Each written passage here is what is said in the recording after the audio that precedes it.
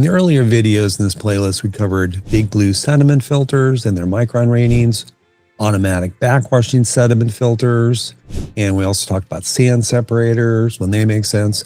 Now I'm going to put it all together and show you the right order and why it matters. Hi, I'm Gerry from Clean Water Store, and today I'm going to show you the best sediment filtration setup for your well. Really, sediment filtration isn't much as getting a big blue filter and throwing it up on the wall. It's about identifying what you actually have and staging correctly, and it's really not that difficult. So step one is make sure it's actually sediment.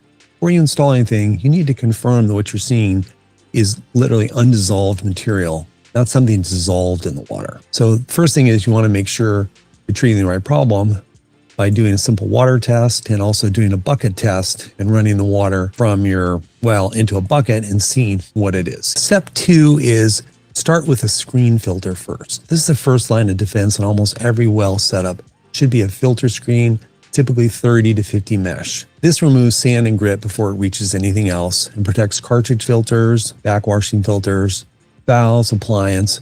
It's flushable, reusable, and low cost. Step three after that is put in an auto backwashing sediment filter.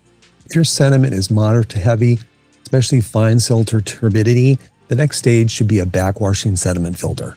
This is your workhorse. Modern systems using high surface area media like Turbidex can remove fine media by maintaining a good flow.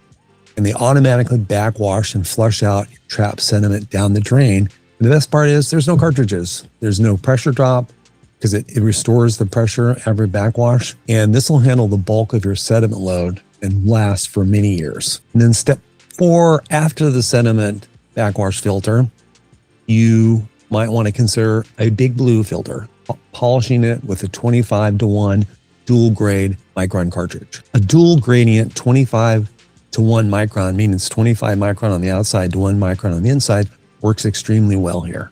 It captures the remaining fine particles, any sediment spikes, residual turbidity often, and because the earlier stages remove most of the load, the cartridge lasts much longer. Now in some homes, especially where water still looks hazy or has turbidity, you can go one step further, and that is ultrafiltration. An ultrafiltration system filters down to 0.015 microns, not 1 micron, 0.015. So you're talking very fine suspended particles, all colloidal material. It really produces crystal clear water. And there's very little wastewater, unlike reverse osmosis. So this is typically the final polishing stage. You don't want to send any kind of heavy sediment into an ultrafilter or UF system. So you prepare the water first, and then the ultrafiltration will be last. So really it's about the sequence. And if you're not sure what type of sediment you're dealing with, start by identifying whether it settles or stay dissolves and get a simple general mineral water test. Hey, thanks for watching. And again, in the next video, we're going to dive into UF, ultrafiltration systems, and how they can deliver crystal clear well water with no reverse osmosis.